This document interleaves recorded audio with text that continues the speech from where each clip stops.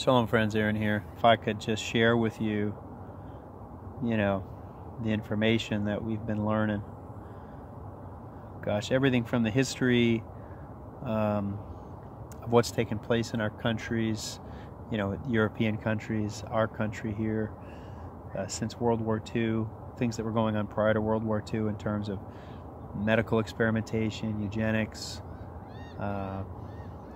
learning about the history of virology and immunology, the fathers, so to speak, of these fields, people like Louis Pasteur, who he really was, how electron microscopes actually work, which I think that I understood it to some degree, but recently I've come to a much greater understanding of it, and in part because I've been reading, watched explanations from people who actually use the electron microscopes, understanding it's a lot like carbon dating and looking out into the universe, and understanding that we're given computer-generated artistic renderings of what virus and these microscopic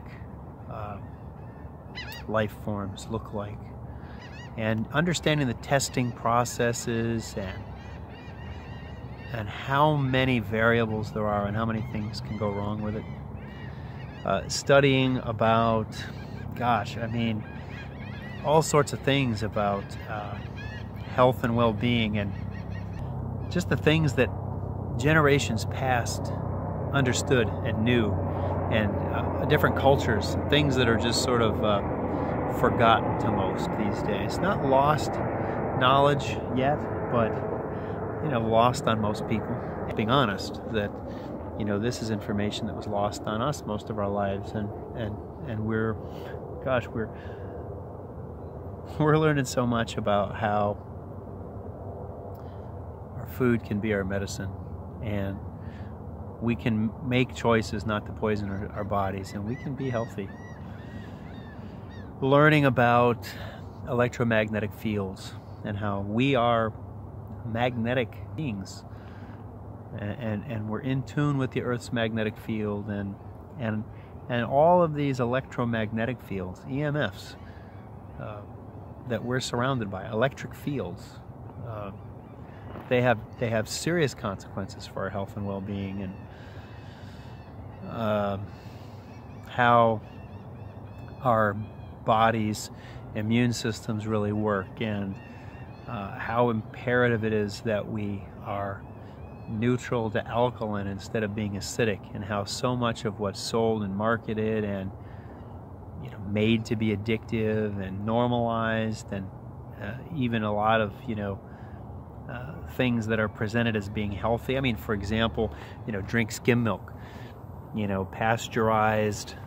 Louis Pasteur. Look, Louis Pasteur was not a good man. Pasteurized, homogenized, fat removed from the milk, so you can get your calcium. It's acidic. It's ruining your body. It's destroying your bones. Not helping you because it has calcium in it, and it's making you sick. Drink a glass of juice when you have a cold, but it's sugar. It's like drinking a Coke. It doesn't help you. It doesn't make you well. There's so many conditions and illnesses and problems that we have as a whole all across the world because of the use and overuse of antibiotics. It's anti-life. And the destruction of our own mitochondria within our cells by the use of these drugs. Just a total lack of understanding that we've all had about how to be healthy. I mean, most of us. There's so much to learn. And I just want to say again, I feel like there's so little time for us to be able to get the information that we can get readily available for us.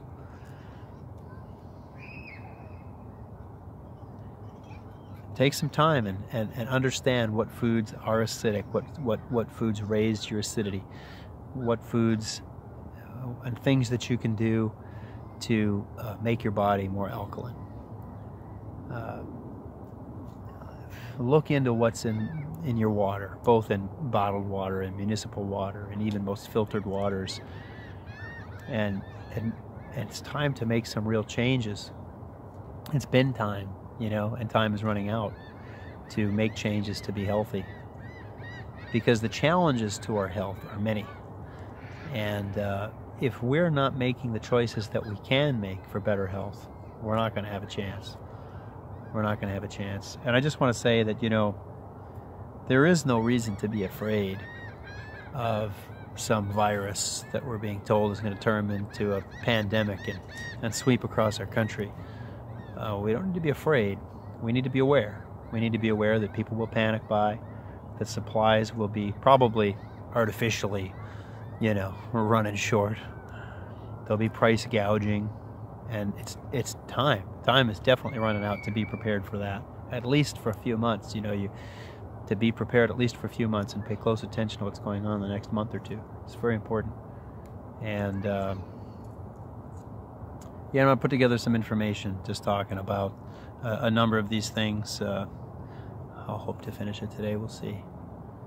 But just want to say that, you know, we're seeing that, like, long-lasting staples like big bags of rice and things like pinto beans, which are very good for you, black beans. We're seeing them in short supply in a state where we haven't been told we have the coronavirus yet, at stores that they've never been in short supply. And if you're not thinking about it, so I'm not talking about panic buying, and I'm not talking about stocking up on everything and anything, but just things that you know you could make it on, even if it wouldn't be fun, for the next 3 or 4 months. I think it's a pretty important thing we do right now. But we also need to be very actively doing what we can do in, you know, what we take in, so that internally we're as healthy as we can be. And I will keep saying this, that a big part of that is not fear, not being afraid, because we are not functioning well when we're afraid. And we have got to deal with the fear. If we've got it, you know, if we're afraid, we got to deal with it. And we also have to know our enemy. We have to know what we're up against as much as we're able. We've got a sneaky enemy, so we can't know everything. But a lot has been revealed, and we can, if we choose to, seek the truth. We can find out a lot. So I'll share a little bit about that, what we're doing to get prepared for who knows what's coming exactly. And I'll share kind of my thoughts about what that is, and I'll also share with you that, hey, I'm just learning as I go. I feel like my understanding of what's going on has sort of, you know, progressed, and there's elements of what I've talked about on this channel and shared with you that I still definitely hold to. And there's other things that have really kind of changed along the way. But one thing is absolutely rock steady, and that's that we're not to be fearful. Just prepare and really seek to understand, which we're not going to do if we're soaking in all the fear. And there's literal doublespeak going on, talking about how this is not just a mild flu, and we shouldn't tell people that, and it's even the angel of death for old people. But you know, be afraid, don't be afraid. You know, it's nothing to worry about. Oh, we shouldn't tell people that. It's definitely something to be concerned about. But don't be afraid. But be afraid. Come on. Don't be afraid, brothers and sisters. Don't be scared. But you know, at the same time, think long and hard about what we've been told, and consider that the truth is not exactly that. It's not exactly that, and it's not probably one extreme to the other. It's either nowhere within that spectrum might actually be the truth, or it's somewhere in the middle. It's not that it's nothing, and it's not that it's this population killing epidemic bioweapon. There's nothing can be done about it. It's not that either. But one thing that is absolutely in play is fear. Fear for the purpose of control, without question. And so we cannot allow ourselves to be taken in by that.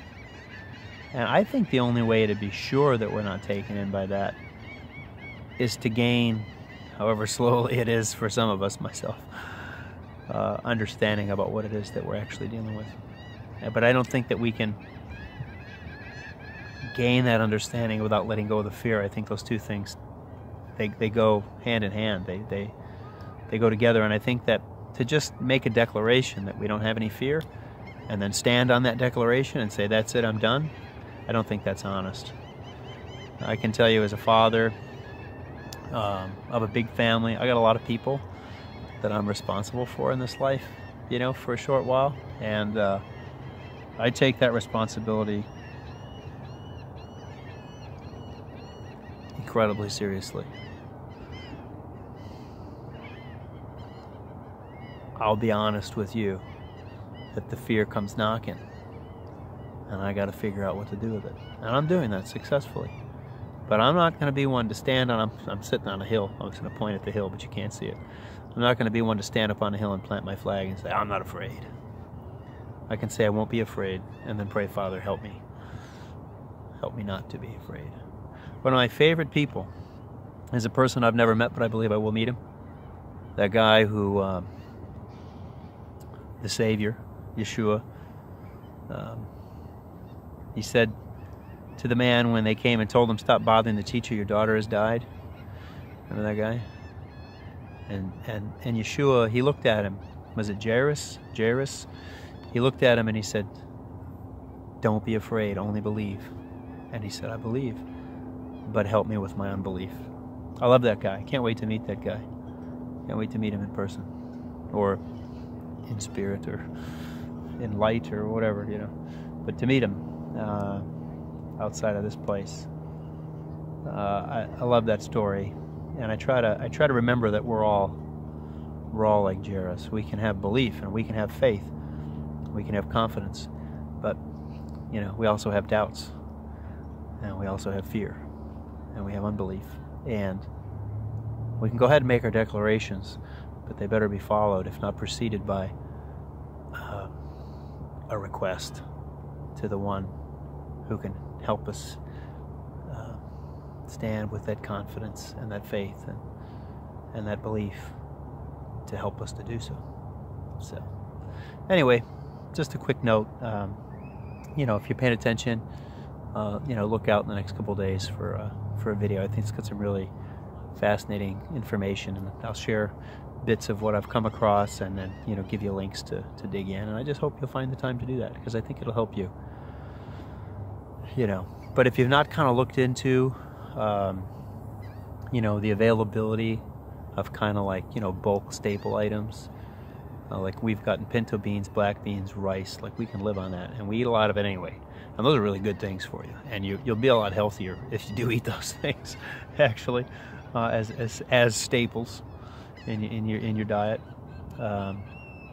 We've already seen the possibility that in the near future that it might be pretty difficult to get those things, at least at the prices that we've been able to. In fact, I'll just share this one last thing. We have been buying pinto beans in 50-pound bags at the Sam's Club for a long time, and they're always there, and they're not there anymore. And if you look online, I've looked at a number of different places, different states all around our state, including this, I've looked up in the state where I was from at a few Sam's Clubs, and all of them say that this product is not available in your area. And they used to also have the opportunity to buy online and have shipped to you a 100-pound bag of pinto beans. That product's no longer available. And at the local Sam's Club, where we'll get 50-pound bags of rice, for the first time in, I don't know, you know, 10 years, Teresa went to the store and they were out of rice. They were out of 50-pound bags of rice. That's never happened before. And so already we're seeing that because we can't get it, it was really inexpensive, the 50-pound bags of pinto beans in particular, we're paying 10 to 20, 25 cents a pound more for pinto beans than we were paying just a month ago. And that big bag at that price is simply not available. And so it's kind of a, you know, a warning to us that we got to be careful to make sure that we've got, you know, we've got supplies for several months. And so, you know, that's what we've done. But you know, within reason, because I'm renovating my home. I had to pay bills. I got a plan that only the Father can help us see through to get my house sold and buy some property to live on away from the suburbs.